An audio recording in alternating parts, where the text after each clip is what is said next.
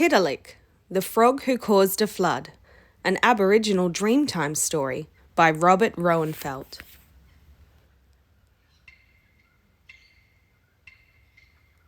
Once, long ago in the dreaming, there was a frog called Tiddalick.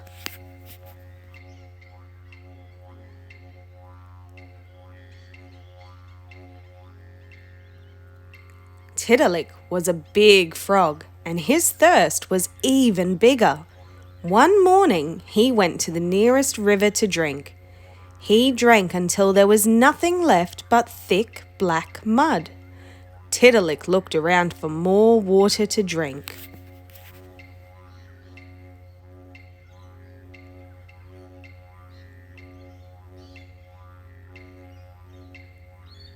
Now there was no water left for the other animals. In great distress, they called a meeting.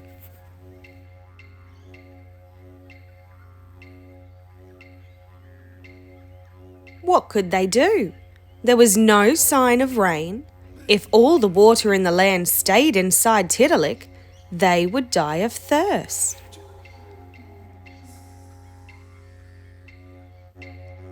At last, a very wise and very old wombat spoke up. If only we could make Tiddalick laugh, all the stolen water would burst out of his mouth. He'll laugh at my stories, said Goo Gaga, the kookaburra.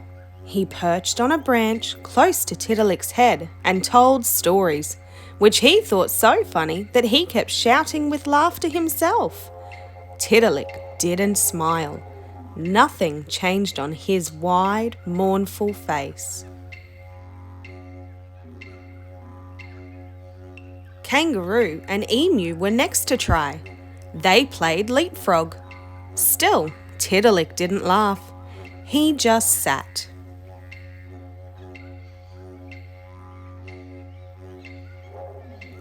The frilled neck lizard strutted to and fro, puffing out his stomach.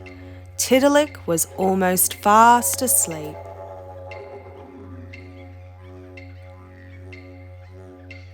Let me try, said Noyang, the eel, who had come late to the meeting. He slithered in front of Tiddalick.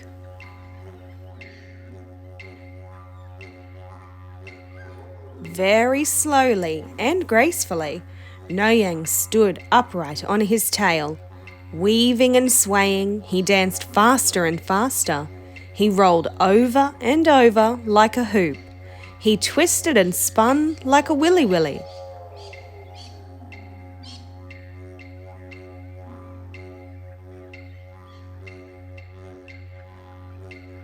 He tied himself in a knot. Tiddalick watched in amazement.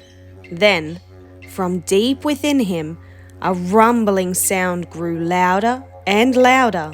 His mouth opened, and Tiddalick laughed.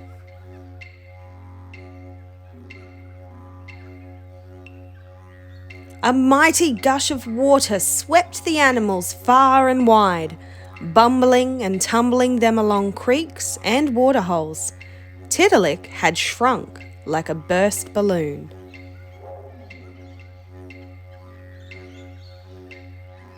There was water again for everyone.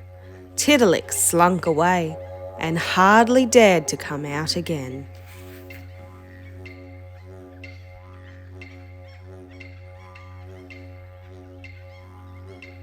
And that's the end of the story of Tiddalick, the frog who caused a flood.